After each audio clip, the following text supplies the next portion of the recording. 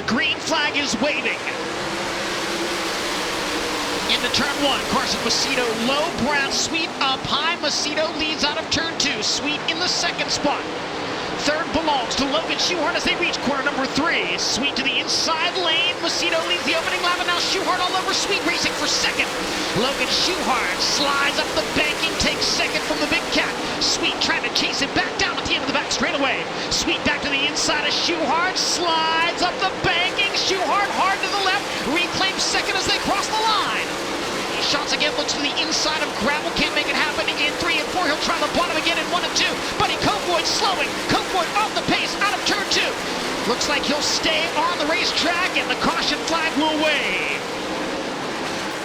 Back underway.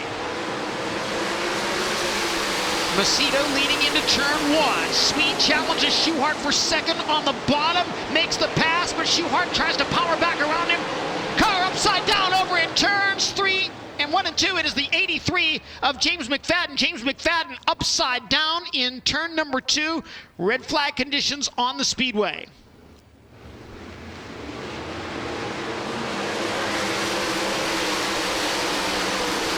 Logan Schuchart to the inside in 1 and 2. Pulls even with Macedo, but not enough momentum to make the pass. Schuchart again to the inside at 3 and 4, again pulls even. But again, Macedo maintains the race lead. Brad Sweet now to the inside at 1 and 2, coming after Schuchart for second. David Gravel, a look to the inside of Jacob Allen, a race for the 4th spot. Can't make it happen in turn 4. Gravel to the cushion, Schatz slides up in front of him. Donnie Schatz into the top 5 momentarily. Gravel right back to the inside as they enter turn 3. Logan Schuchart runs the middle in 3 and 4. Carson Macedo committed to the top, now held up by the slower car on the inside of 1 and 2, able to squeeze to the inside of Craig Kinzer and nearly gets together with another chart out of turn 2.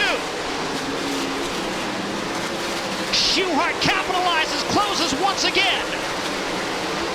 Logan Schuchart all over Carson Macedo. They race for the lead out of turn 2. Macedo has the momentum and keeps the top spot. 10 laps to go. It'll be 9 when they cross the start-finish line. Here's Schuchart to the inside in 3 and 4. Pulls even but can't take the top spot away. Macedo to the cushion out of turn 4. Schuchart is right there. Caution on the speedway. It's the 15 of Donnie Schatz slowing in turn number 2, just as Logan Schuchart looked like he was about to challenge for the top spot once again. Macedo back on the throttle. Schuchart right with them as they cross beside the cone. Macedo pulls away down the backstretch.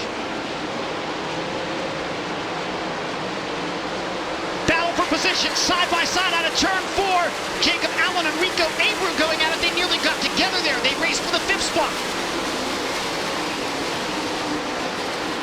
Caution. Car slowing on the inside in turn 4.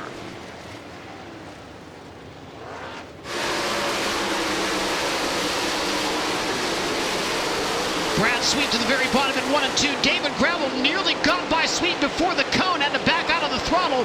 Sweet maintains 3rd, Gravel running 4th. Gravel to the high side in turns 3 and 4.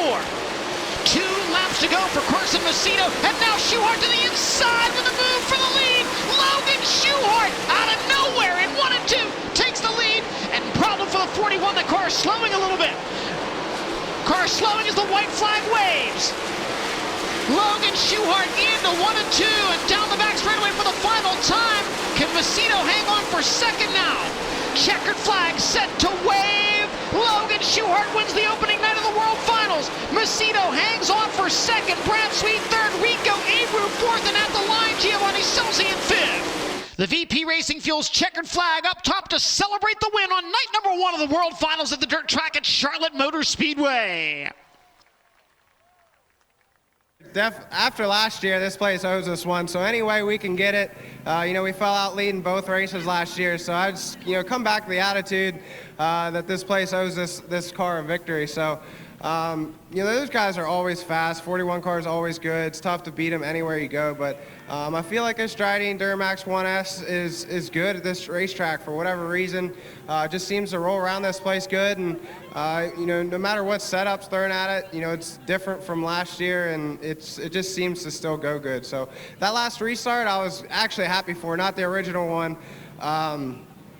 But I felt like I was ready to pass Carson, and I felt like I was going to get him in traffic, so I was a little bit bummed out to see that. But I pulled my wing back a little too far for that second to last restart there. It actually just got way too tight, and I felt like I wasn't going to have a chance at him. So, we had a little bit of luck going our way with him running out of fuel, or that's what it looks like what happened. But, hey, brother, it's all part of the game. I've been in that situation, so I'll take him any way I can get him. Honestly, that was the best I've felt here. We've been good in the past, but I felt like I always had to rely on the top before, and had to slide myself hard at the end of the race. I kind of hoped somebody would mess up in traffic, and just really had to pound the top hard in the past, and I didn't feel that way tonight. Actually, right from the very get-go, early in the race, I felt like I could run a lane below the top and kind of just save myself, not spin the tires, kind of let the car roll the racetrack, and hopefully that he would burn his out in the end. Or, the cushion in 1 and 2 was pretty aggressive too. So I was hoping maybe he'd make a mistake. He never really did. And, if he didn't run out of fuel, chances are we probably wouldn't have got him. But like I said, that's the way it goes sometime. I do feel like we had the better car, and I felt like it definitely rolled the racetrack really good.